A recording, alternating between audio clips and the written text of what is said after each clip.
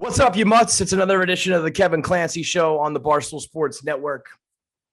I hope that you are watching this on YouTube because I've been obviously pushing the YouTube nonstop, just to a nauseating extent, trying to get everyone to tune in and subscribe to the YouTube channel, not only because it's good for business, but I hope you're watching it to see my face, to see what I look like as I record this Tuesday night. It's 10:18 p.m. as I record, which is a cool thing about doing this solo show. There's a lot of reasons why I wanted to do the Kevin Clancy Show in addition to KFC Radio and We Gotta Believe and the radio and the rundown and 1 Minute Man, all the shit I do. And, I wanted to do a solo show because it's just me and my, unfiltered thoughts without catering to anybody, any host, any guests, anything. But I can do this shit whenever I want. Like ordinarily, I would never be recording, a podcast with another co-host or anybody at, almost 10:30 at night. But it's cool because you get to hear like me at different times of the day and night and like the whole process. So today, 10:30 at night after a long one, it was a long day in the mud for your boy KFC. Put it up there in the pantheon of battles in the mud for me and my career. This was the Tiger Woods battle.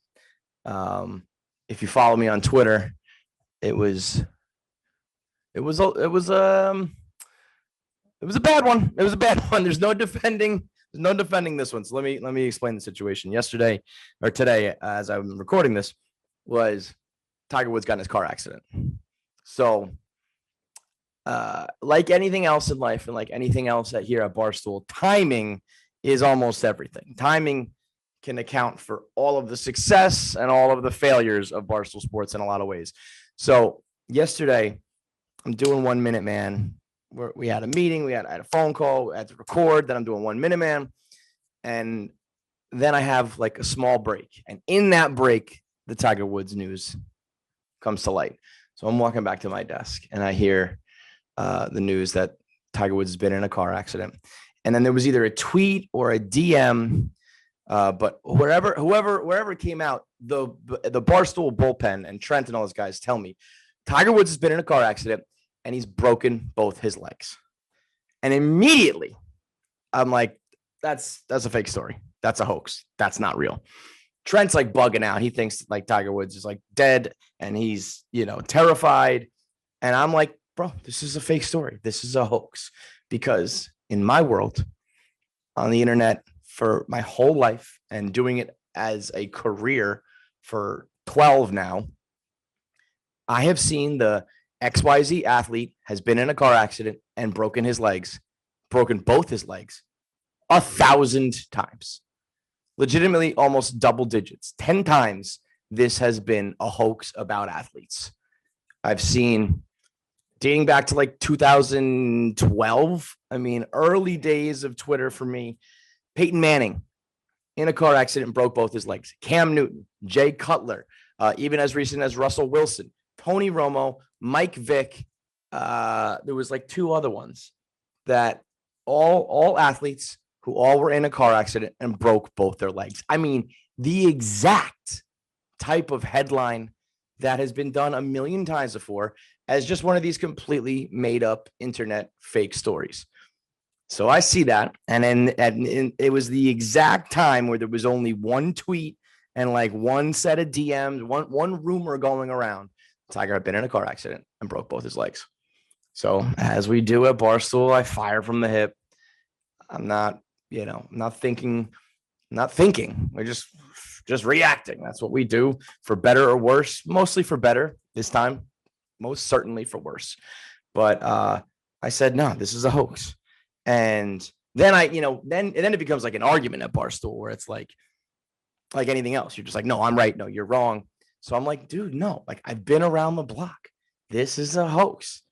And, within a few minutes, the LA sheriffs, I wasn't sure whether there was no car accident at all. Then I'm like, maybe there was a car accident, but I don't think he's broken both his legs.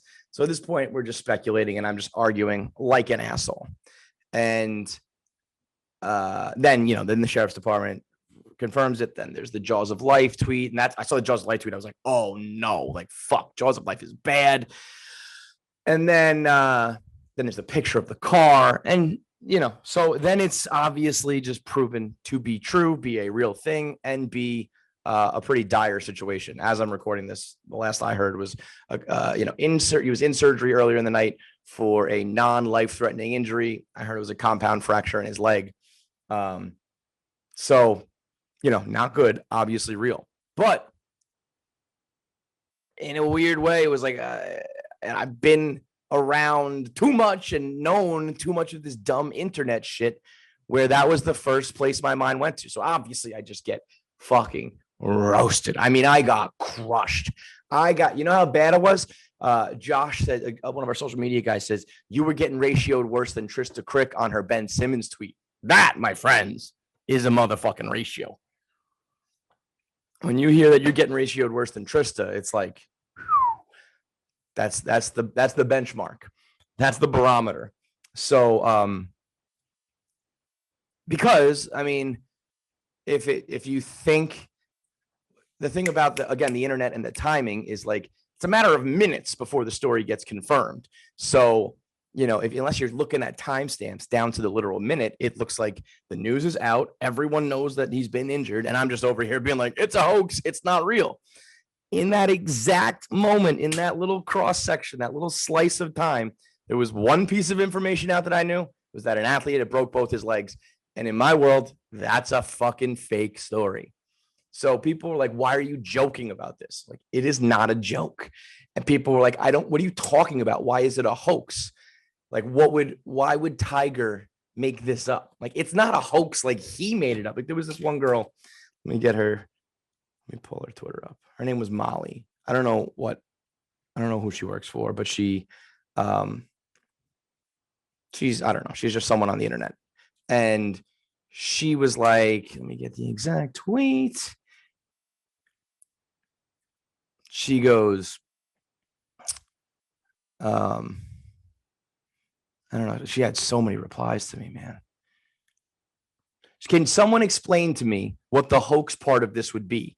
Like, a hoax for what purpose? Is it suspected that Tiger Woods is looking to start a new life under a new identity or something? It just doesn't even make sense as a joke, because it's not a joke. This was not like a, I'm joking. This was like, I don't think this story is real. I wasn't trying to be funny. I wasn't trying to make fun of someone who's in a car accident. It was based on a single headline. I was like, this is like when the last time I saw it, when it said Russell Wilson has broken both his legs, I was like, no, he hasn't. And in that case, it was proven to be a hoax. And in the other, literally 10 times, it's like 8, 9, 10 times, that was just a hoax. In this case, it was tragically, unfortunately, it finally came to fruition. And I guess not even in the sense, I don't think he broke both his legs, but obviously, bad injuries to his legs. And that's just the cross, we bear here on the internet at Barstool, just letting it rip. Now, I deleted the tweets. So then very shortly thereafter, we're on the rundown. And Dave's like, what the fuck is going on your Twitter? And I explained the situation, and he's like, oh, shit. Like, that's just like shitty timing. You're not like being an asshole just to be an asshole. But, I would delete the tweets. Now, in my world where I come from, my thoughts, you don't delete the tweets for two reasons. One, it doesn't do anything. The tweets are out there. If one person has screenshotted it, that tweet lives on forever. So there's no point in deleting it. And two, I think if you have a bad tweet, you should have to wear it. I think that's like your punishment for the bad tweet, is that you have to let everyone quote tweet it, let everyone retweet it, and just fucking mock your ass for being stupid. Now, again, I said hand up. I said, listen, those were bad tweets. Once all the information came to light, I still don't think, given, if I explain to you that exact situation, if I say this exact headline has been false a bunch of times before, I thought it was again, it proved to be wrong. I don't think that's the end of the world. I think I look like an asshole. I think I jumped the gun and I fired quickly, but it's, again, not knowingly making fun of a bad situation. But Dave was like, I think those tweets are going to come up. People are going to use those tweets against you in the future for things that are disconnected to this. No one is going to use those tweets and put your follow-up tweet in there explaining it. It's just going to get used against you. Now, again, in my world, I feel like so be it. That's just what we fucking do here. You just, you tweet a whole bunch. We've all tweeted tens of thousands of times. Some jokes are going to be funny. Some jokes are not going to be funny. Some takes are going to be right. Some takes are going to be wrong. Some takes are going to be, on the mark. Some takes are going to be really insensitive.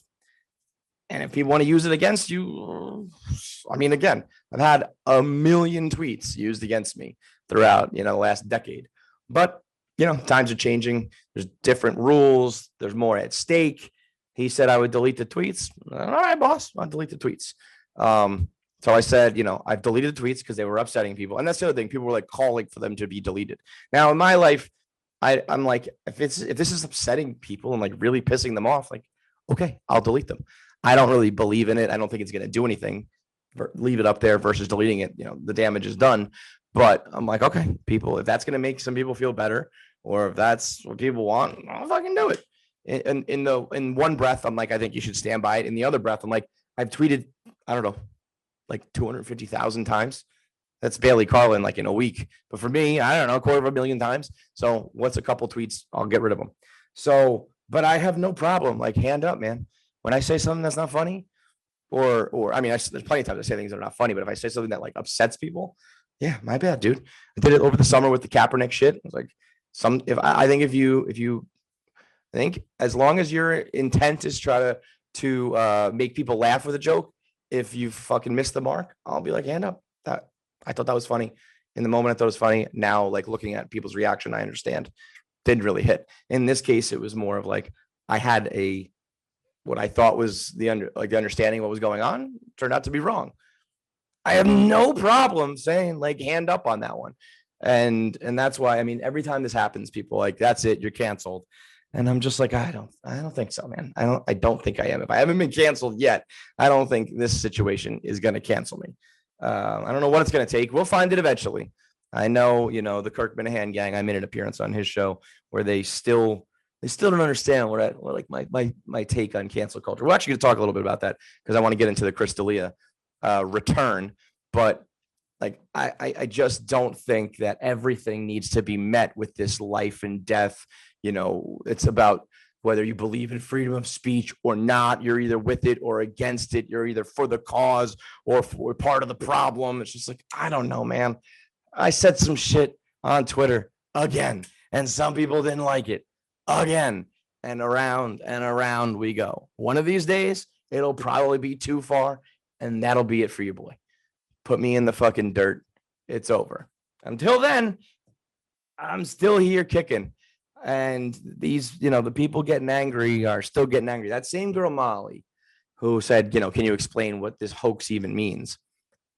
Then says to me, give me $200 or I delete my tweet.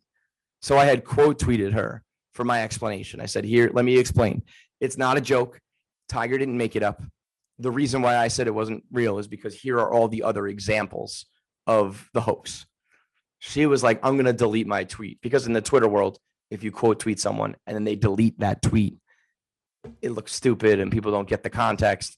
So she tweets her Venmo QR code and says, Venmo me $200 or I delete my tweet. And I guess that's her version of joking. She says, if you don't respect my attempt to shake down a Barstool writer in the process of being canceled, I don't respect you. Like, what? This shit is so lame. But like, what are we doing here? You're out here making your own jokes, making light of the situation. We're all in the mud. As I always say, like, we're all here doing the same thing. You're trying to get your likes and retweets and followers and build a following. I'm trying to continue to cultivate mine that I've built over the last decade in the middle of learning about broken leg hoaxes. We're all doing the same goddamn shit. What do you Venmo me $200 or I'm going to delete my tweet so your tweet looks stupid? What the fuck are we talking about? Who looks stupid now? Like I said, it's hard for someone to have worse tweets than my tweets on the day, but cheers. You did it, Molly, with your Venmo shakedown requests. I mean, what the fuck are we doing here? But The Tiger situation is going to be a weird one. It's like, obviously the death of Kobe is still pretty fresh in people's minds.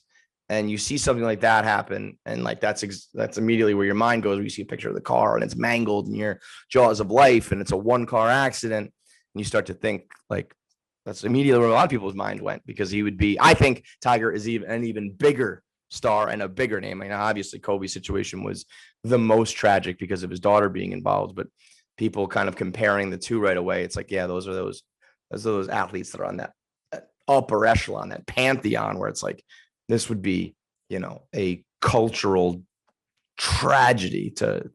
But Tiger is this figure that, to me, when it's all said and done, I think it goes down as the most like enigmatic, intriguing figure of all time. And if this is yet, I know there was the interview with him over the weekend where he was looking like out of it, glassy eyed and all like fucked up. And people are saying that Tiger didn't look good. And then there's this one car accident. It's like, until, I mean, we're speculating here about what happened and why it happened. But, knowing that it's now non-life threatening injuries, his broken leg. Luckily, there was nobody else involved. I mean, if there is any sort of like, he was driving under the influence again and it's a repeat offense. I mean, imagine if somebody else got injured, if it wasn't a one car accident and that was what's happening. I mean, that kind of stuff is, for someone who has gone through it already, it would be, an incredibly tough thing to come back from. Reputation wise, golf wise. I mean, the dude had 5 back surgeries. Now, I think a couple on his leg, obviously this for like a compound injury, but I think he has the knee injuries. I think he's gotten his like knees cleaned up several times before. I mean, and now he's pushing, upwards late 40s, like in a few years, 50 years old. Like the compound fracture in your leg is like, you need to be in traction for months. And you like coming back from that is tough, just to like come back and have a normal life, let alone try to compete at a professional level, and then let alone try to compete at the top level to win Masters and chase down this record. It's like, at what point, if you're Tiger Woods, do you not just say like, fuck it, man? Like, I can't keep up with it anymore. I'm just going to go be, a dad, be a husband, or I'm not sure if he's married, again, a boyfriend, just be a normal person living like a normal life, because this shit is too much. He's such a tragic figure in the sense of, I don't think there's ever been someone whose talent brings them to such a level of fame and power and personality and like love for him and all that. But his personal makeup just he lacks the ability to handle all that. I think there's so few people who can handle that level of fame. When you're talking about, the level of fame and notoriety that is, you can't leave the house type shit. There's so few who have done it. There's, like the Jordan sports, it's like, the Jordan, the Tiger, in entertainment, it's like the Britney Spears, Michael Jackson. I'm sure like overseas with soccer players, there's some level, but there are LeBron's probably at that level. I feel like even Kobe, Kobe was probably there, but there are people who are like mega famous, but you're not talking about like body doubles when you go out, or, if anytime you are out in public, it's paparazzi everywhere. And every time you sneeze, there's a TMZ article about you. And that was Tiger. And a lot of that was was his level of dominance and success. And the fact that he was so different and unique for his sport. Young black guy, the name, I mean, Tiger, Eldrick. I mean, if he's just like, Thomas Smith, like, I don't even know if he has that same aura about him. So everything, the timing of it all, like the era in which he came up was like not quite the social media era, but definitely the TMZ era and the tabloid era. It all contributes to becoming like this tragic figure where he had the talent to be the best ever, but not the makeup to handle being the best ever. When I watched that documentary about him, they told the story about how he would go to Vegas with Charles Barkley and Jordan, and they would just go to these clubs, and these girls would just all flock to them. And there was a story of Tiger going like, man, what do I say to these girls, talking to Jordan? And MJ's like, what do you mean? What do you say to them? And he's like, I don't know what to say to these girls. What should I say to them? He's like, just say you're Tiger Woods. Like, just fucking, that's it. That's all you have to do. You just to be you. And the work is done. But clearly had this side of him that was like, he wanted to hook up, and this insatiable desire. And he clearly had some shit where he's trying to like make up for his childhood, weird issues. But, and the ability to have whatever he wanted to try to like fulfill that like desire or that need, but not the ability to handle like everything else that comes along with it. Like I just don't think there's many who can. I think the people, I think the people who usually have the talent to achieve that level also have the makeup to handle it. Because I think usually if you have that, you're the full package.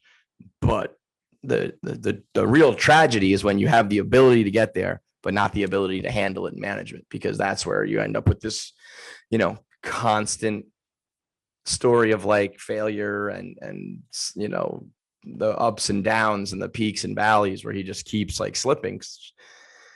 I don't think he can do it. And so like, why do it? Just go. I know he wants to beat Jack Nicklaus, and I know he wants to have like 80 wins on tour or whatever. And, a hell of a competitor and shit. But like the hardest thing in sports is knowing when to hang it up. And this dude is like, I don't think he's ever going to be able to, but what could make him?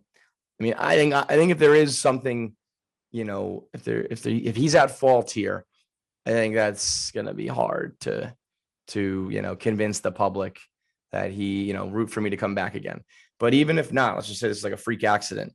Just the physical side of it. It's like another surgery and another setback and months and years before you can even get back into shape, forget about competing back at another major. I just don't know how Tiger can come back from that level. But the idea, like the comebacks, I think is what, we as society are kind of like obsessed with. I think we're also obsessed with making sure you got clean junk. You know what I mean? That's one thing that I think we can all agree on. And that's why Manscaped has everything you need. If you're looking here on YouTube, I got the crop preserver, which is the ball deodorant. I've got the ball toner, which is their crop reviver that you put on all after using the lawnmower 3.0. You can see the flashlight there. You can hear that baby buzzing. It's got the nick-proof technology so that you're not going to cut yourself when you're done trimming it up. You put these on. You put the lotion on. You hit it with the spray, and it keeps you smelling good. It keeps your skin smooth. You're not going to have to worry about any nicks with the nick-proof technology.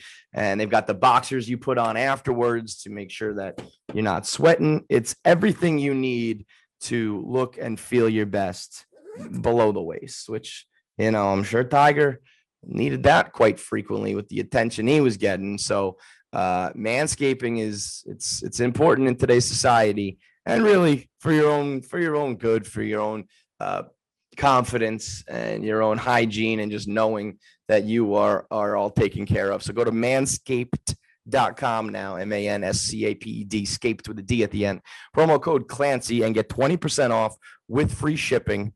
That's manscaped.com. Make your winter wiener look good, as they say. The return, the comeback, is something that I think society loves to see someone crumble. I think they love to see someone build back up to the top. And I'm fascinated with the idea of who does and who doesn't. Who gets torn down and why, and who makes it back up and why. And Chris D'Elia is the latest to, well, remains to be seen how much he makes it back. But after maybe a 9-month break, probably pushing closer to a year now, because I think it was like the beginning of pandemic.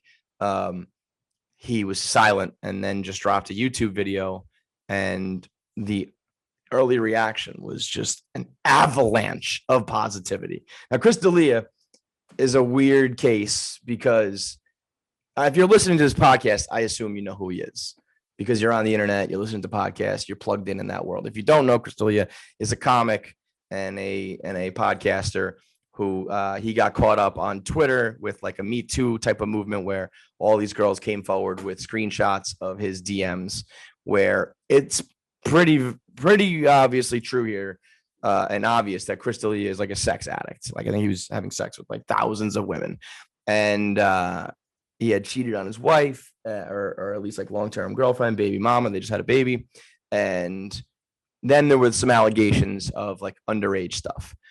Now, a lot of those DMs, looking back on it, and even in the moment, I think it was pretty obvious. A lot of girls were of age, young, but 21 years old, 20 years old, being like, Chris, didn't treat me great. Details of like them hooking up and him blowing them off or ghosting them, which is just like, shitty, but again, nothing like illegal there.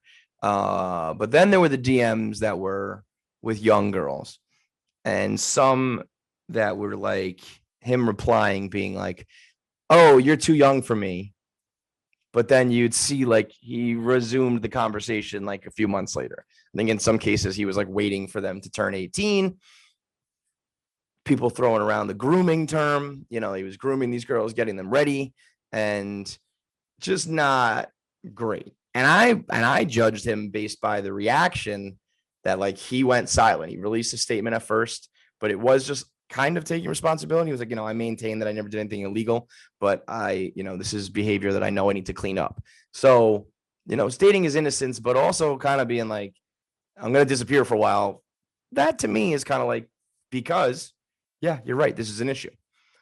So he comes out with this like 9-minute YouTube video where I was pretty surprised by it because he didn't say much for like a 9-month or year-long hiatus to then come back. He was like, sex became a problem for me. And I, it got to a point where I could have a lot of sex very easily. And it's an issue for me. And I need to like grow up and be like a role model for my son. And, that was kind of it, and didn't really address the issue that most of us were kind of like, wait a minute, the fucked up part is how old some of these people were. He said like straight up, I've never done anything illegal with any of my relationships. Everything was consensual and of age with my relationships, which I actually do kind of believe that. I don't think there was anything ever that was not consensual. And I don't think there was anything ever that was underage that like literally happened to the point that like it is illegal by law. And again, I'm just saying this as like a speculative person. I don't know him. I don't know any of the ins and outs of the details of the case, if you will, but I just got the vibe, that would be my guess, if you will. But I did think like, this is just not the best look if you're fucking around with like really young girls. And in some cases we're talking to girls that are underage. But what I was interested is like when you do these apologies, you can do it like one of two ways. You can do the Justin Timberlake apology that we just saw, which is I have my team write it up. We post it, on the notes app, like on text, on Instagram, leave that and let the people comment on that. And then I've said my piece and that's it. Or you can do the Chris D'Elia, which was like, I'm going to say it. I'm going to shoot from the hip. I'm going to, this was not a prepared statement. He's not reading off a paper or a teleprompter. He was just kind of riffing, and you hear him like, and, when the Justin Timberlake apology comes out, people are like, oh, that was so insincere. It wasn't heartfelt. It wasn't real. And you hear the Chris D'Elia one. It's like, well, I think you now understand why some people go with the written statement, because just speaking, off the rip is like, well, that didn't really sound great. Maybe it's coming from a more genuine place, but if it sounds like shit and you don't really like accomplish what you need to accomplish, well, then who fucking cares? Then maybe you should have gone with like your PR team, because that's what they're here for. The Chris D'Elia like apology was, again, I don't think anybody cares that he's a sex addict. Like, okay, you fuck a lot of people. So what? I don't even know if people cared about like his relationship. He kept that very under wraps. It's not like anybody knew his girl. I don't like people didn't even know he had a kid really until he announced it like at the last second. Like he's like, by the way, I have a kid. I don't think people cared about that. They cared about like the underage allegations, and that is what wasn't really addressed at all. So it's like, what did you even say here? But what I couldn't believe was the like outpouring, like I said, the avalanche of positivity. People being like, "You're back, thank God. This is the best day of my life. Like we needed you. It was so unfair what happened to you." And I was floored by that one. And I guess on some level I shouldn't be for a number of reasons. I think on the surface, it's like it's a YouTube video on his YouTube channel. His subscribers are all the first people to reply to it. They're all gonna love the fact that their guy is back.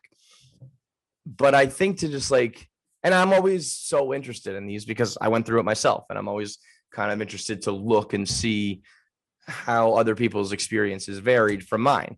Now I'm not on the same level of like celebrity as these guys, so it's always going to be different. But I look at the way I handled it and the way people reacted to me and the way they still handle it, and I compare. And Chris D'Elia, for the allegations of people being like, talking about underage kids, it was nothing but like, we love you. And I guess it remains to be seen how much he will really be back. Like, I don't know if comedy clubs, when they return, are they going to be putting him on stage? Or is he going to be next to female comics? Is a platform like Netflix ever going to put him back on? Are major sponsors going to be back in the mix? Those are the real questions to talk about. Are you back per se, like the real true back? But it's clear he could just pop on a Patreon right now, and he's got his subscribers and their support where they don't care and they're down to do it again, and he can make that money. And I think to like, compared to the other comedians like the Louis C.K.'s of the world, who I feel like he got crushed with negativity, where like if he were to post something, it would be flooded by the people who hate him, the trolls that hate him, the journalists that hate him, where it was like nothing but negativity. What is the difference and why? Guy like Kevin Hart, who like came out with his situation and was like, I'll tell you the truth. Like I've been cheating, but now I'm being extorted. And, I feel like Kevin didn't like miss a beat. He was almost like the hero in the situation, the victim in the situation, because he was getting blackmailed. And the D'Elia one, just I feel like I usually have like a good idea on who's gonna make it and who's what the response is gonna be. But the D'Elia one threw me for a loop. I just couldn't believe how much support he had. And I'm trying to, I guess the difference, what's weird about D'Elia to me is like his level of fame. Like I said, we might know him, but you ask like your mom and dad, people who aren't plugged into the internet humor, the internet comedians, the podcasters, they're really not going to know who Chris D'Elia is. Maybe some people saw like you, and that's part of, again, when that all broke, the fact that D'Elia had played pedophiles on TV. I mean, people were pounding him, coming down on him, only to then turn around and seemingly be super popular, super positive. But I think that level of fame, where he had a good level of fame, enough to have like diehard cultish fans who they will look past anything. They're blinded by, how much they love him, but not enough that major journalists and major publications are really putting you in the crosshairs to like, expose you and get their clicks that way, where you will then, I think if you get outside of your own bubble, that's where you have the haters, or I don't want to say haters, because haters is like a negative connotation. Sometimes you deserve to be hated, and that's, going to happen. But you have the people who are negative about you, who like need to make a point. People needed to make a point about Louis C.K. He can't be back because he was so big, and they wanted to stop that. Whereas Chris D'Elia, I don't know if he got that same level of, like, we're going to crusade against him, because it was just like, I don't really know like kind of what level he's at per se. So I think that area of fame, and then I think the way they handled it, like him and his PR team, they completely lay low. And I think I think he lost his sponsors and lost his work. Then you kind of get lumped in with the cancel culture side of things, where people, no matter really what you say or do, people feel so vehemently against cancel culture that they're going to defend you like no matter what. It's like, well, I don't think he deserved to lose his livelihood over this. I don't condone it, but why are we taking away his ability to earn or make a living? So all of a sudden, again, like you kind of become that victim side of things where there's enough time that's passed. There was no like hard proof evidence on the one side about what he did. You kind of forget what the DM said. And you're just like, well, it was fucked up that he he got canceled. And I think whether that's, was that totally intentional? Did they say, give it like 6 to 9 months, 9 to 12 months, and then we do it? I don't know how much that PR stuff is truly, scheduled out, but it worked, man. I mean, it's interesting to see how much you can kind of game the system back, as far as the same way the internet can like rally against you. If you utilize it the right way, the internet rallies for you. And it's, all of a sudden you're back on some level. It's a, fascinating little dance of like the, in and out, up and down, cancel, but back. And I mean, I will forever take note of all these things because I went through it myself, and I still see, I mean, to this day, I'm talking, I don't know, we're like 3 years removed from my divorce, and everything I say and do is met with the same comments about like, you cheated on your wife. And I do always think, like, what is the difference, and why for me does it seem to linger with people, where with others, nobody ever talks about Kevin Hart? I mean, I guess it depends on if you stay with that person, and if that person stands by your side, if that person speaks out, how each situation unfolds. But it's like, no one is talking ever about Kevin Hart's situation. Chris D'Elia, I don't think people even like really recognize that he was with somebody. It seems like, just depending on how much people knew and how much people like see into the ins and outs of the cheating or the infidelity or the whatever the situation may be, where they will then react in kind based on that. Like, how did that person handle it? Like, well, that's what we're going to say too. But it's always interesting to me. I mean, again, like 3 years of it, and I can talk about anything, even like, so the Tiger Woods thing. I make comments about Tiger Woods, an injury with Tiger Woods, a car crash with him. It has nothing to do. I can understand if I bring up other relationships or marriages or other cheating, but I bring up like Tiger Woods car crash, and it's like, oh yeah, but you cheated on your wife. And it's just like, I don't even get why this is at the forefront of everyone's mind, no matter what I do. I don't know. I don't get the logic behind it. And so what I actually did was, I wanted to get to the bottom of it. So there's this one troll on Twitter. He goes by the name of Paul Rucker. And he has been fucking awful to me, like, even by my standards. I took note of like, man, this guy is fucking relentless. He even said, like, on a tweet, he was like, I'm going to make it a point to tweet at him every single day. I'm going to reply to every single thing he posts. I'm going to remind him that like he cheated and he got divorced. And for whatever reason, this like past week, it seems like the internet kind of just like ebbs and flows a little bit. And maybe it is a little bit of hive mind or mob mentality, where one troll sees it and then they kind of jump on it. But sometimes it just feels like when it rains, it pours, and it's just like a hurricane of people just talking about my but infidelity 3 years ago. And so I said, and this guy, he says, I'm gonna kill him every single day. So I followed him, and at first I was just like, I'm gonna fuck with him a little bit. Like, I don't think these guys expect that like the person they put in their crosshairs are gonna follow them.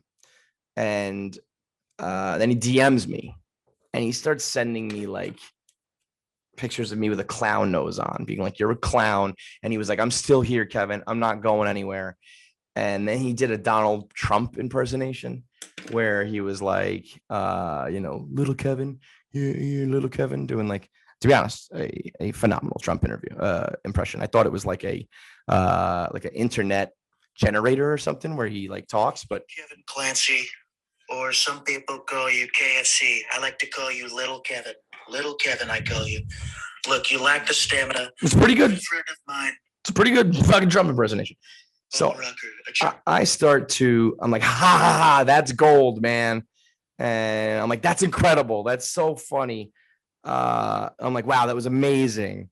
And he's like, Kevin, I have to say, you've been quite nice to me, even though I've spent the last 48 hours trolling you. Maybe my opinion about you has been wrong. And I say, hey, man, well, funny is funny. And he goes, son of a bitch, you're going to make me respect you. Like that. Like a matter of 3-4 tweets of me just being like, LOL, you're funny. And I got this guy who swore to like end me and, like dominate me.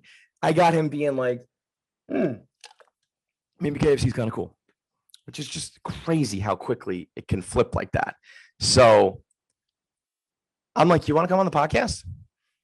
And he's like, I got to be honest, I can't tell if you're trolling me. Now, at this point, I'm like, how fucking dumb is this guy thinking that I actually really like him? After 2 or 3 DMs, after, again, I've seen, out of all the hate I've seen, and as thick of skin as I have, I was like, this guy, he's fucking mean. He's fucking hurting my feelings. He's getting to me. It's upsetting. And he thinks that like in a matter of, 2 or 3 DMs, I'm actually like cool with him. And so I said, why don't you come on the podcast? And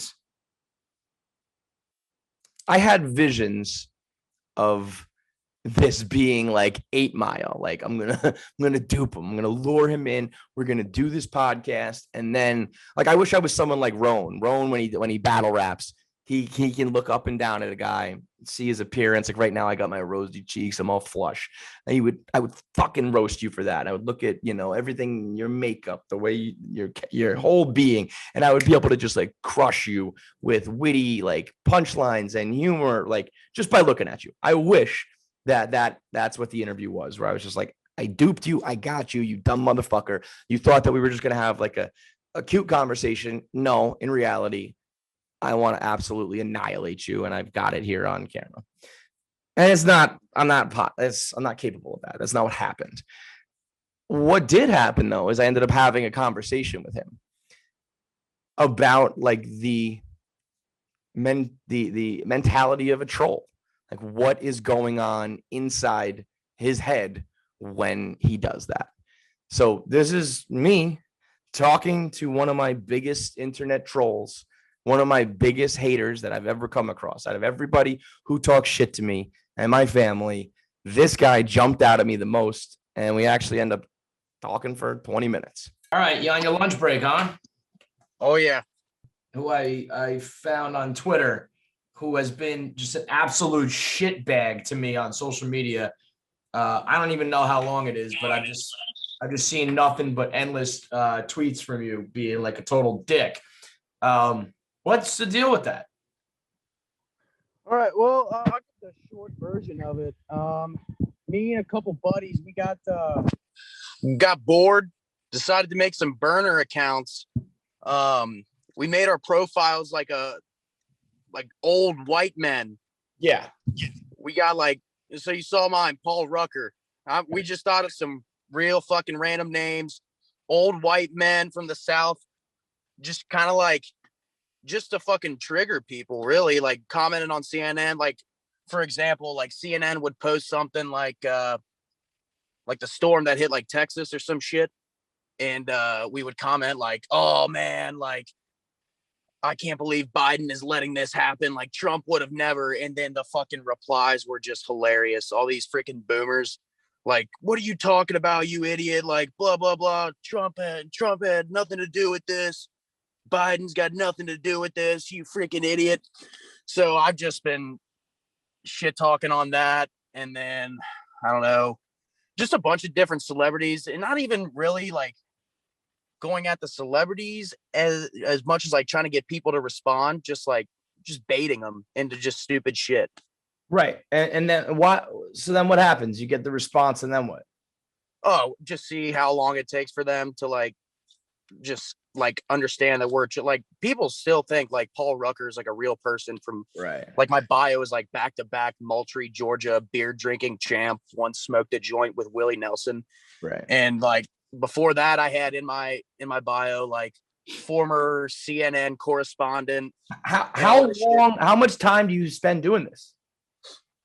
Not much. I mean, so like you'll be at work or after work, you're like, all right, time to log in as Paul Rucker and like just stir some shit up. And like I'll tweet to my buddies like getting ready for the big Vegas trip, like freaking hookers, blah blah blah, all this stuff, and just shit talking them on there. And that like I got that's real, or that's like you're talking to your fake friends?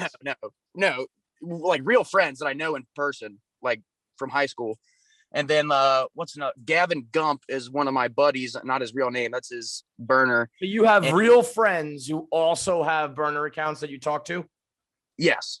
It sounds really stupid, but it's really fucking funny. It's really stupid. I can't possibly imagine you think that's fun. Like you find that entertaining? Yes, we do. Dude, we're stupid. Yeah, that's what I never understood. It's like, okay. So like someone writes back and you're just like, fucking funny, man. Yeah, pretty much. Like the Gavin Gump dude that I was saying, like he's made like SoundCloud songs fucking with other people, like on his Twitter and shit, and like people are taking it like super serious and whatnot. How old are you? 23. 23. I guess that kind of makes sense. And then like so you made the like a Donald Trump video where it's like a voice, like a sound, it sounds like Trump, and like that. Yeah, that was me. That you do the Trump impression? Yeah. Go ahead, do it. All right, let me think of something real quick. Let's see. Excuse me, my fellow Americans. I am on with KFC. They call him KFC. It's Kevin Clancy. I call him Little Kevin. That's pretty good. Little Kevin. I thought it was like an internet, like, I don't know, like a voiceover thing where you could put your own name in. So you like Barstool and you follow us and shit? Oh, yeah. Yeah, I fucking love you guys. And then, but like, you'll spend all day just saying like horrific shit about me. It's not like I'm trying to get like responses from people. And then you followed me and I was like, holy fuck, KFC followed me. I got to fucking shit talk him in the DMs. And I'm like, there's no way he's going to respond. And then you did. And I was like, fuck, I've been such an asshole to this dude. Like, I can't just be like, oh shit, my bad. Cause then I'll look like an idiot. I mean, I still, I guess, kind of looked like an idiot. Either don't worry, dude. You definitely look like an idiot. That's for certain. How dumb do you have to be to think? Going through the DMs, all it took, like, I mean, like I said, you've been saying like horrific shit about me and my family. And then I'm like, wow, these are great. LOL. Haha, that's gold. That's incredible. And you're like, okay, man, I respect you. Because you weren't like saying anything back. And I was like, dude, this guy is just fucking wearing this. Like, he does not give a fuck. Which surprised, well, I guess it didn't really surprise me because you guys probably get a bunch of shit all the time. Probably used to it by now. I don't know, you guys have been doing this, what, 10, 15 years? So, I mean, this probably isn't even the fucking close to the worst of the shit you guys have got. No, I mean, it's there's always like one thing that people will go after, but it's like you say it to me and then like my family sees it, my ex sees it, people are like, horrified by it. I got to deal with it. I got to like talk them off the ledge and explain, but you're a Barstool fan. Yeah, I am a Barstool fan. It's crazy, man. Crazy. I don't know, you see your I don't know if you look at your Instagram comments. I see some of them. Yeah. I mean, I'll like see when I first like upload it. I don't like go through all of them, but right. Yeah. That's always something I've wondered. Like, do these people like actually sit through and read the comments? I mean, obviously, I guess you look at some of them, but yeah, dude, the people on the Instagram comments are fucking ruthless. But like, you're one of them. Not on Instagram, but I guess it doesn't make a difference. Does it? Yeah, like you're one of those assholes. Yeah, I guess. Yeah. Fucking crazy to me. Like I the psychology behind it. Like I can't imagine how you get to that point where you want to be Paul Rucker. Don't know. It's something stupid. I get a kick out of it. My buddies get a kick out of it. You guys I mean, are fucking losers. we really are when you think about it. Dude, you sent me that message and I sent that to one of my buddies who had a burner and he was like, no fucking way, dude. Like, this is too fucking funny. Yeah, Like, they I mean, just like cannot- how stupid for you to think. Like it took no effort for you to be like, oh damn, like you're cool. Yeah. I mean, it's just fucking stupid, dude. I don't know. I don't know if I can't decide whether you're are you more stupid or are you more lame? You know what I mean? If I had, you making me choose one? No, I guess you could be stupid and lame, but what is worse, like how dumb you guys are or how big of like fucking losers you are for doing this? Fuck, if I had to, I don't know, man. If I had to choose, I guess lame. If I had to go with one. Yeah. I mean, some of the guys on there, like academically, so like good jobs, like they're not stupid. I mean, we have a stupid fucking sense of humor, no doubt. Like we're immature as fuck, and just So, stupid shit. Like, what is it about like the crusade against me? Nothing. There is no crusade against you. Like if you go to like I'll throw one out. Who's one? Larry Mims. No, is I one mean, of them. I cannot possibly care enough to go look anybody else up, but yeah, just random. If we see a celebrity tweet or something, we'll just go at them. Just shits and giggles. We think the responses are funny. But you can't possibly think that's funny. So if you saw some of the responses we've gotten, like from just like actual like people that are like 50 or 60 years old on Twitter, like thinking that we are really like Paul Rucker, that's a 60-year-old back-to-back. And how long you been doing it? I don't know, like 2-3 weeks. And how long do you think you'll do it for?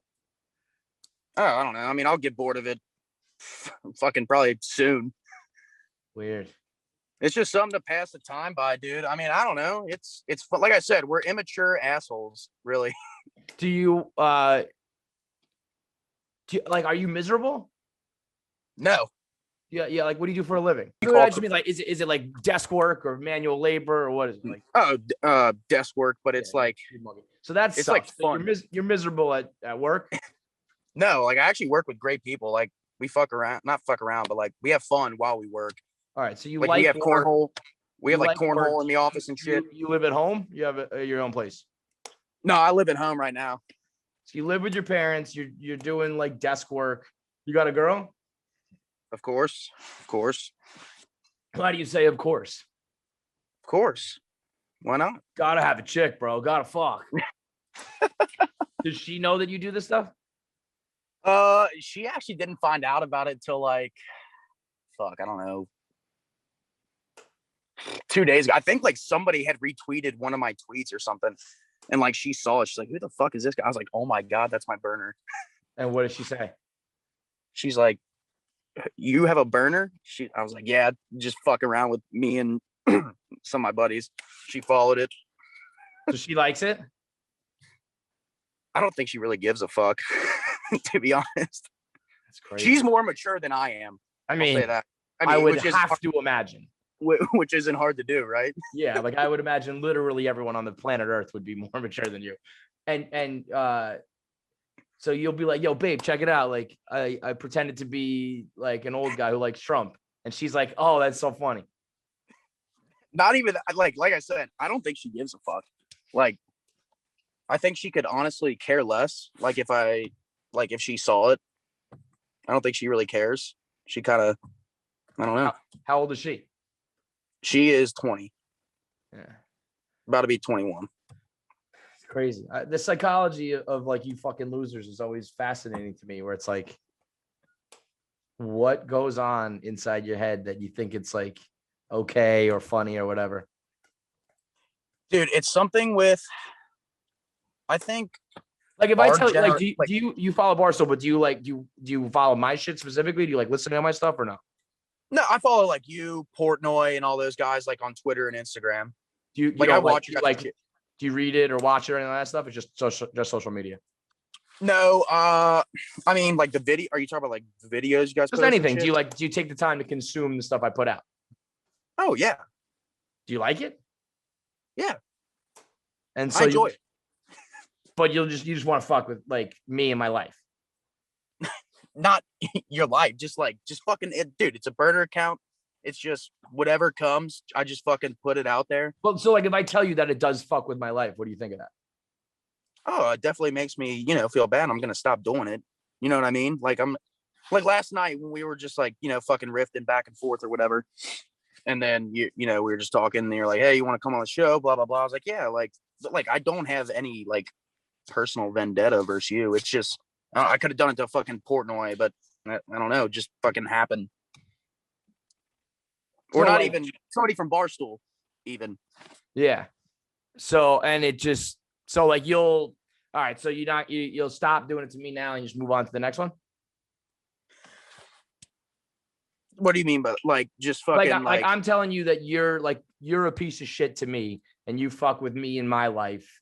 Like I have to talk to like the mother of my kids and explain things like that because she sees it and like I have family members that see it and all this sort of shit where it's like, yeah, no, this is like the worst thing about my life is like shit that I have to deal with.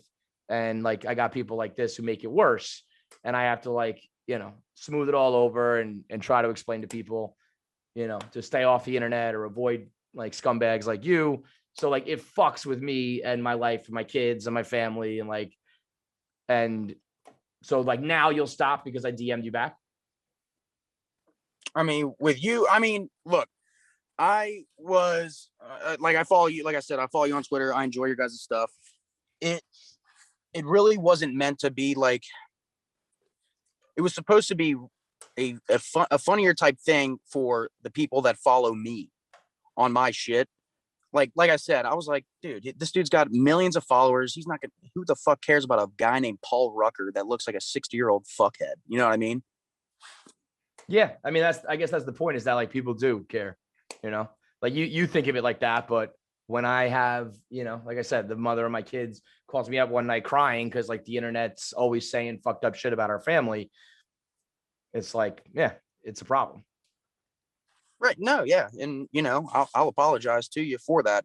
And, I'm definitely gonna, think about that. And I do feel bad, man. Like I said, I enjoy your guys' content. I enjoy Barstool. Like I wish I could say the same about you, brother. Hey, and I don't blame you. Yeah. I don't blame you. I'm sorry. And like you said, people on the internet, and and it is a good lesson, I think, that the words that people do speak on the internet do affect people. And I probably shouldn't say half the shit I say on my burner, and I'm definitely gonna tone it down a bit, because like I said, didn't think there was a shot in hell you would even see it or even respond or give it the time of day. And that's like when you DM me, I was like, dude, what the fuck? Like, fuck. You know what I mean? Yeah. I mean, I guess that's what I didn't understand is that it's not like you actually, well, at least you in this case, you're not doing it. You're doing it just for you and your buddies, not realizing that like you're all being fucking scumbags to people, like they will see it. Right. All right. Good talk, man. I appreciate it. So I end up having this conversation with this guy. So I get, I end up having this conversation with him. It was fascinating. And it was, he was a young dude, 23 years old. And I was like, what the fuck is your problem, man? Like, why do you do this? Like, do you hate me or hate Barstool or do you like me and Barstool? And he was like, I love Barstool. Like, and I was like, do you like me? Or is like, you love the rest of Barstool, but like you hate my shows. Do you actually listen to my show? He's like, yeah, I listen to all your shit. I'm like, what? And he's like, yeah, I created this because I think it's funny. Me and a few of my friends all have fake burner accounts with like personas. We make up names and we have like old people faces. And we think it's hilarious to try to get responses out of celebrities and people like you. And I was like, you just can't possibly find that to be funny. You can't listen to what we do and follow Barstool, where there are some incredibly funny people, true, real comedic chops, true comedic value, and then possibly compare what you're doing and think they're the same. Like, that's funny too. It's just not possible. And he was kind of like, yeah, I get it. Like, it's not really that funny, but I'm just like killing time doing it. And at one point I even said to him, like, do you think you are a bigger loser or a bigger idiot? You know, is this more lame what you do? Or is it that you're like actually a dumb person and you have, low IQ and like a low sense of humor. And so you think this is funny. Like, which one, dumb or lame? And he was like, probably both. And just kind of copped to the whole thing. Just was like, yeah, I'm an idiot. I'm a loser. And this is what I do for fun. He said he has a girlfriend. He said his girlfriend knows about it. And she's like, she doesn't love it, but she's just like, whatever. I don't really care. Like, my boyfriend spends his time pretending to be Paul Rucker on the internet. And like just roasting this podcaster he doesn't like.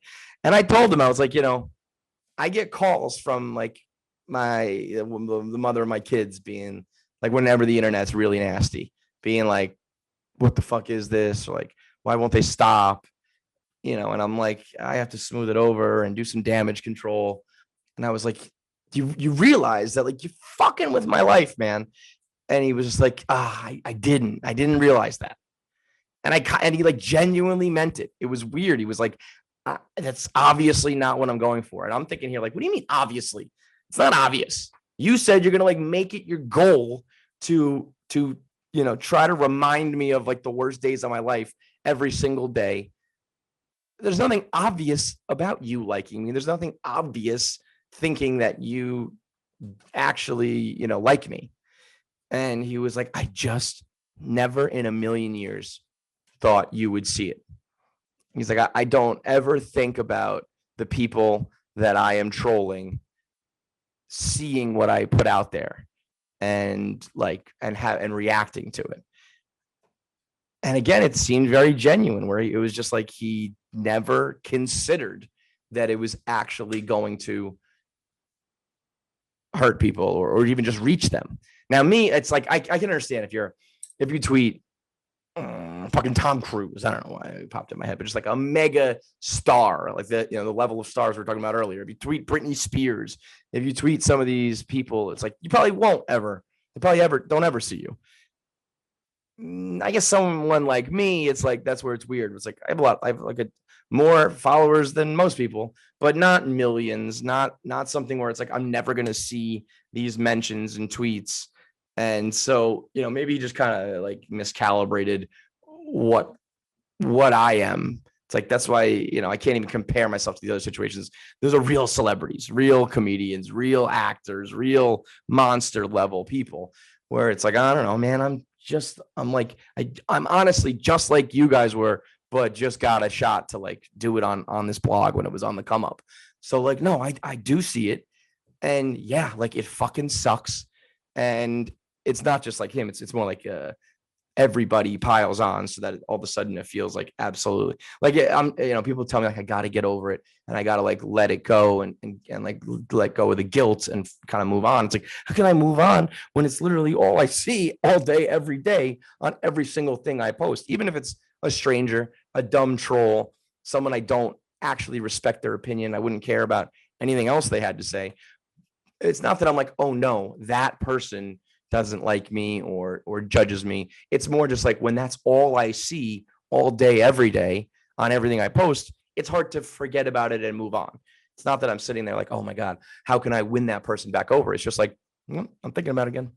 I'm thinking about, how my marriage fell apart and what I did wrong and what I think, people got wrong and all these things. So it's like, it doesn't even necessarily have to, like get to the person. It's just, I'm gonna fucking remind you of something terrible. And but the logic, hearing him be like, I never I just never thought it was going to be a thing. And in the end, he was kind of like, and I do want to apologize. And I was like, so what are you going to do? You're just going to keep doing this? And he was like, no, of course not. And I was like, dude, don't act like this is just like a open and shut thing. Like, don't act like, he was like acting like I'm the dummy. Like, bro, are you kidding me? Of course I'm not going to do that anymore after we had this conversation. It's like, well, I didn't think we would ever have to even have this conversation in the first place, you fucking lunatic.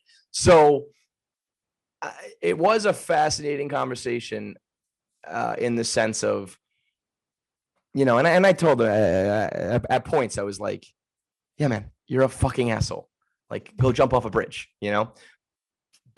and so it's not like, we're best friends or anything, but it is, if you ever have like a hater, if you ever have trolls, and it can be, on my level where it's like, it's an avalanche every day. It could be on, one person tweets at you. You have one burner that comes at you and, is giving you a hard time. And when you hear it like straight from their mouth being like, I just thought it was funny. I just was killing time at work. I just do it for my two other friends who think it's funny too.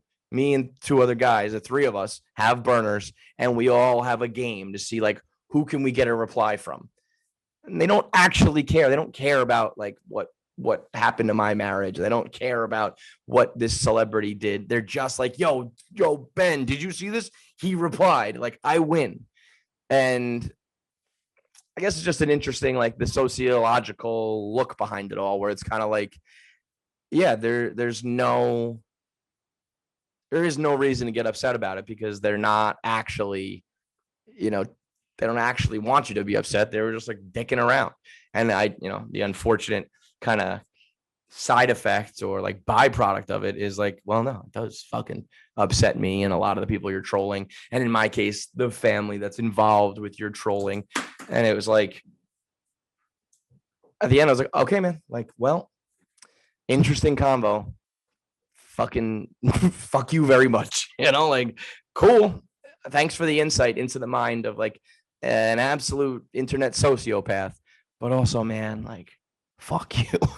And it was the culmination of a shitty, like, long week where I feel like I aged 1,000 years in this past week with professional drama and like personal drama. I feel like my hair was falling out. I feel like I was never going to be able to get my dick hard again. I feel like I was never going to be able to have sex again or be happy again. And that's why I immediately went over to Roman.com and I started to look at I looked at my whole profile. What are my prescriptions? What do I have being delivered to my house? What's on deck? Because Roman has everything you need as a guy to make it through life when you've got a troll on your back, when you've got personal drama, when you've got professional drama, when you need to make sure, if your hair's falling out because you're going crazy, they've got you covered with the hair loss pills. You can't get your dick up because, I've got Paul Rucker, the troll, on my mind. They've got you covered on the ED. Maybe you're not performing well in bed. Maybe you're getting hard, but you can't last, you can't do your job and make her or him happy. They've got you covered with the Roman swipes to, rub it on and you last that much longer. The swipes are this like medical miracle, to be honest. They are a clinically proven way to last longer in bed. No more, old wives' tales on how you can keep your dick hard and how you can last longer in bed. This is a scientific medical formula that numbs your dick just a little bit. So it makes it, desensitizes it just a tad so you can still feel it and enjoy yourself, but you're going to last, that much longer so that you get the job done. And then when you get the job done, you feel more confident about yourself. She enjoys it. It's all about confidence. It's all mental. And as you start to build that mentality, you start to get better and you actually learn to fuck longer because your body and your brain has now been trained by the Roman swipes to last longer. So it's not just use it and perform, it's use it and train and learn, and then you'll perform maybe without them even one day. So you can actually get better at sex by using the Roman swipes. And right now you can get these swipes for just $5 when you go to getroman.com/Clancy. That's GET Roman.com/Clancy. First month of swipes for just $5. I got them right here. They come in this little zipper package, a little Roman package, little pouch, and you've got this box right here. If you're watching on the YouTube, subscribe to the Kevin Clancy Show. Looks like a little condom package. Looks like almost like a little moist towelette. You rip that bad boy open. Just got this tiny little napkin. That's it. You take this thing, almost like when you're drying your back off and you get out of the shower, a little just up, down, left, right, and rub it on the tip, rub on the bottom. Next thing you know, you're lasting in bed a lot longer by my standards. It's like, hey, if you add a couple minutes, well, when it was only lasting a couple minutes, we're talking about, doubling my performance. So shout out to Roman. Go to getroman.com/Clancy. And it was the culmination, like I said, of a shitty week. And I mean that quite literally, because Keegan Clancy, my son, I'm going to play this podcast for him one day when he's a teenager. I'm going to wait till his friend's over. I'm going to wait till he's got his goddamn first girlfriend. And I'm going to play this podcast as payback. This kid, man, he shit everywhere. I mean, everywhere. We're in the middle of potty training him and he's on the last legs of it, where the last thing that he doesn't really want to take shit on the toilet. He's used to just on the diaper. So I am potty training and I get him to shit on the toilet. We do the whole, you're getting a prize, you're getting a present for it, your poop present. I hate all that stuff. I hate talking about the bathroom. I hate saying potty and poop and all these things. It's just a disaster. And he shits. And I could tell it wasn't all the way done, but whatever. He shits. It's time for bed. I put the diaper on him for bedtime. He was not done, like I said. I knew more was coming. I didn't know it was coming in that moment. And oh my God, did it come. So he blows this diaper out, dude. And right away he turns to me. He's upset. He's like, Dad, I need new pants. And I'm like, I know what that means. He blew it right out the side of his diaper. Okay. And I got to get his pants off. So it's kind of like in his pants. So I'm pulling it down, but it's in his pants. So as I pull it down, it pulls the shit down. And I apologize for being graphic here, but I got to get to the end here so you hear the story about just how ridiculous my parents' reaction were to this, Keegan's grandparents. So the shit, my friends, is everywhere. It's all down his leg. It's in his fucking sock, okay? It got into the ankle of his sock. It's everywhere. I just take the pants. I throw them in the garbage. I take his underwear. I throw it in the garbage. I'll be honest.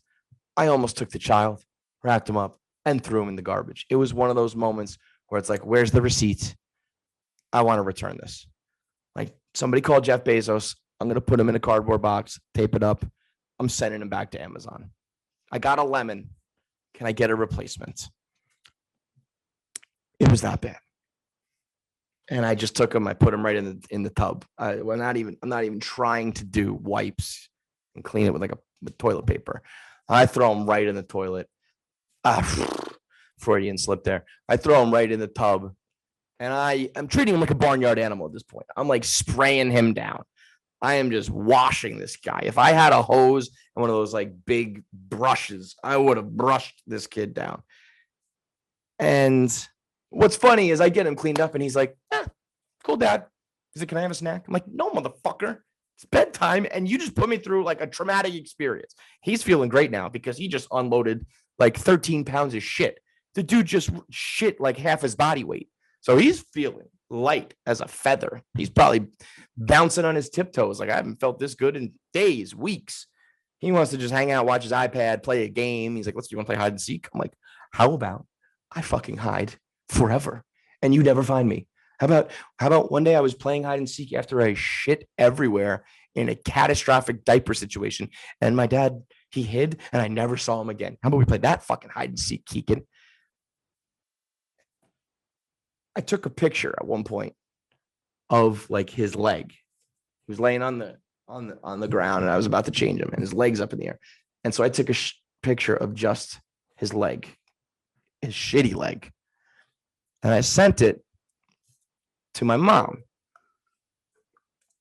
My mom and my sister, we have like a group chat where I'm always just sending things about the kids.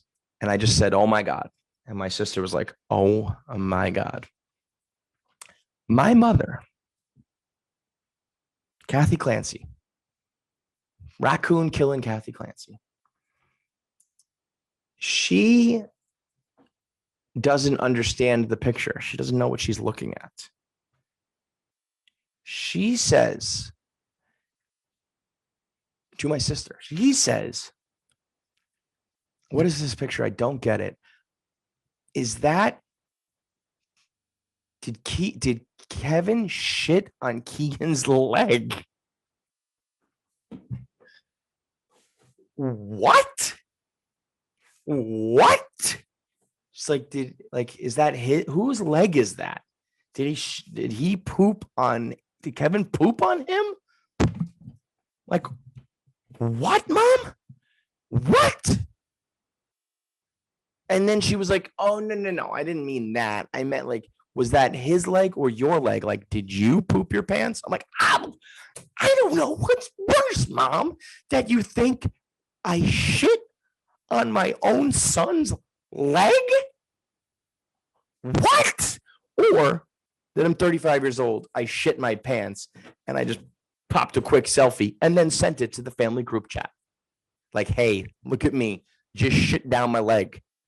I don't know what's worse. I mean, I do know what's worse. Thinking that I pooped on my own son's leg. That's worse. But not far behind would be second place that, you know, my 35-year-old son shit himself and just sent it over to the family like, oh God, check it out. As if that, so I hear that and I'm like, oh my God, we've lost her. You know, I was like, parents, they get old. That's just what happens. And eventually, you know, they get old. I think sometimes to myself, like, you know, I remember my grandmother and my great aunt, like by the end, they're crazy. How does it get that way? When does that happen? I'm starting to see it. My mom thought that I shit on my own son's leg. Then the next morning rolls around. My dad wakes up. My sister shows my dad. And he goes, whose leg is that? Did Kevin shit himself? What's going on, folks? Why does everybody think that I shit myself or shit on my kid? My sister, being a logical human, was like, I immediately thought that it's the 3-year-old who pooped his pants because that's the only logical explanation for this picture in this story, guys. The only conclusion a rational, normal brain could come to would be that the potty training human had an accident, that it doesn't have to do with the father shitting himself, and it doesn't have to do with the father pooping on the son. You goddamn demented assholes. Did you poop on your son's leg? What? Oh, no. I just thought it was you who shit yourself. What? Goddamn what? You see, I mean, I'm trying to deal with endless amounts of pressure. Single dad, 2 kids, and apparently I've got parents who think that I'm shitting on kids. Heavens to goddamn Betsy. And you know what? All I'm asking for is just people to subscribe to my YouTube. That's all I want. I don't let the rest. Sure, I got the crazy parents who think I'm shitting on them. I've got the crazy internet who won't let up. I've got the trolls. I've got the haters. All I want you to do is subscribe to my goddamn YouTube and watch this. That's all I'm asking for. Shit. You know what is crazy even? I mean, today this is when you know you had a bad day on the internet. Kirk Minahan texted me like, you okay? My ex-wife texted me, you okay? I got people randomly texting me, I love you, just to be like, hey, reminder. And I'm the whole time, every time I'm like, what's going on? Like, thank you. But what? And they're like, yeah, well, I saw what's going on with like Twitter. And I'm like, oh, this doesn't even faze me anymore. Like, it doesn't even register. I'm like, oh, that, yeah. I mean, yeah, what are you gonna do? I mean, literally that same night, we pop on Clubhouse and we do ASL, age, sex, location, and I'm playing matchmaker. We had 3 guys match with 3 girls. They're going on 3 dates. I'm like, nobody cares. That's what, I get upset about a troll. We talk about it here. You worry about getting canceled on the internet and people getting upset on Twitter. And it's like, oh, it doesn't really matter. Like that sect of people is upset with you. And then even I just went over here on social media to a different app, and everyone on Clubhouse is just like, hey, what's up, man? Forget about even, and then you get off of social media entirely and you get back to the real world. And I was like, oh, those people, they don't know what's going on. But I could even just go from the social media world to the social media world over here. And people were like, yeah, whatever, man. I don't know. No big deal. So, this was a bad one for sure. One of my worst ones, the ratio and the replies. But I'm like, oh, I don't know. Yeah, the people on the internet are mad at me. Another day in the fucking mud, man. Another day, another dollar. I'm just trying to make enough dollars that I can get out of here. That's why I want to get into those NFTs. Talk about that next week. I can't do it now. It's too late. It's 11:30. I'm talking for an hour and a half, hour plus. We'll do that next time. But NFTs, man, that shit is the fucking future. And in a world that I can't even believe exists, NFTs, if you don't know, it basically think about baseball cards and trading collectibles, but just the digital version of them. So should I just get into it? No, I can't get into it. I'm addicted to talking. We'll get into it next week, the NFTs. We'll talk about digital collectibles, the blockchain certificates of authenticity and signatures. But I'm telling you right now, we're going to do Barstool NFTs. You're going to be able to own Barstool pictures and Barstool gifts, Barstool moments. You'll be the owner of your favorite pizza review. Be the owner of the original King Richard's Fair painting. You'll be the owner of this gift, that gift, this moment from Barstool. Like you can own the first edition X-Men comic. You can own the Honus Wagner one of a kind card. All of those things. This Pokemon, this Pog, this whatever. We have the digital version, and you can have a Barstool collectible. And you got to pay for it, just like anything else. There's going to be one of one, and it's going to be rare, and it's going to be yours and your collection. And there's so much money to be made, and so much cool shit to collect and buy and sell. It is the motherfucking future. And my generation can't really wrap our minds around it. And next podcast, I'm going to help you. Next podcast, I will explain to you and wrap your brain around the idea of NFTs, which is non-fungible trading or something like that. Let me get the definition for you before I leave you. Non-fungible tokens. So the idea of non-fungible, like non-transferable little tokens of value that you can buy and sell. You can own a piece of history, own a piece of Barstool history. And our brains can't compute. We understand little cardboard card. That makes sense. As stupid as that is, buy and sell this cardboard card because it's a first edition and the border looks like this and the print says that. I know there's a misprint here, so it's one of one. I'll pay $2 million for that in an auction. We're just like, oh yeah, that makes sense. That's baseball cards. Over here, you make a digital version of it. There's a digital highlight on the NBA. Someone dunking it. You could buy and own that highlight. We're like, that doesn't make sense. That's so stupid. Why is it any different than buying the cardboard card? It's not. Our brains, though, trained in a way of the old world, can't wrap our mind around the idea of digitizing those collectibles. I'm gonna help you do that next episode. I'll take you to school, take you to church, teach you some lessons on NFTs. Right now, I gotta go to fucking bed, man, because I got trolls dancing in my head. I got memories of my kid shitting on me, or me shitting on my kid, according to my parents. I gotta worry about Tiger Woods fallout. It's another day in the mud, man. And guess what tomorrow is? And the day after that, and the day after that. More days in the mud. So I ask you of one thing, and one thing only. Subscribe to the goddamn YouTube.